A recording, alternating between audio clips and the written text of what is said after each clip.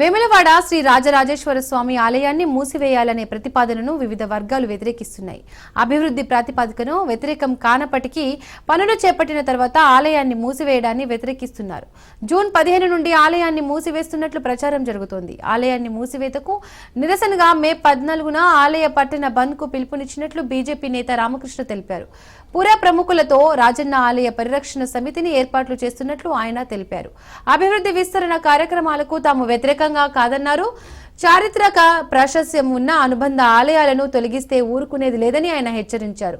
ఆలయ అభివృద్ధి పనులు కొనసాగిస్తూనే స్వామివారికి నిత్య పూజలతో పాటు భక్తులకు దర్శనం అనుమతి ఇవ్వాలని ఆయన డిమాండ్ చేశారు.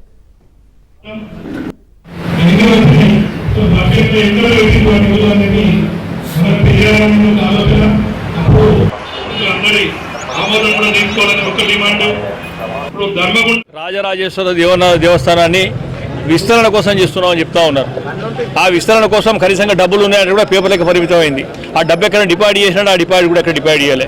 మరి 50 కోట్లతో 40 కోట్లను ప్రారంభం చేస్తే 450 కోట్ల ఖర్చు జరుగుతూ ఉన్నది. దానికి మరి ఏ రకంగా చేస్తారో సమాధానం చెప్పాలి. అదే కాకుండా మరి ఎవరో వాళ్ళు ఇష్టం వచ్చినట్టే 15వ తారీఖు నుంచి దేవాలయం క్లోజ్ చేస్తున్నామంటే రోజు 50 ఫుల్ వస్తూ ఉన్నది. దేవాలయం ఎట్లా బంద్ చేస్తూ ఉన్నది?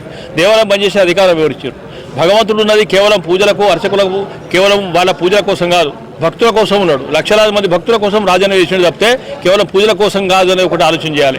కాశీ విస్తరణ, వారణాసి కారిడార్ కానీ, ఉజ్జయిని కారిడార్ కానీ, అయోధ్య రామాలయం కానీ ఎక్కడన్నా దర్శనాలు బంద్ చేసిరా ఒక్కసారి తెలుసుకోమని చెప్పాలి. అక్కడ ఎక్కడ కూడా దేవాలయం బంద్ చేయలేదు. ఈ విస్తరణ నిజం కూడా చిత్తశుద్ధి ఉంటే గత ప్రభుత్వం తీసుకున్న 30 ఎకరాల్లో కూడా విస్తరణ చేపట్టాలి. ముందుగా క్యూ కాంప్లెక్స్ నిర్మాణం చేసుకోమని చెప్పు, ఒక కంపార్ట్మెంట్స్ చేసుకోమని చెప్పు, కనీసంగా టాయిలెట్స్కి పని చెప్పు, మంచి కూల్ డ్రింక్స్ ఇవ్వండి, ఛాయలు ఇవ్వండి, అవి ఇవ్వండి, ఏమి లేదు. డబ్బులు ఇస్తే దేవాదాయ శాఖ వేసేది ఏంటంటే 15 రోజులకు నెలకోసారి కోసి ఆ లెక్క మాత్రమే చెప్తా ఉన్నారు.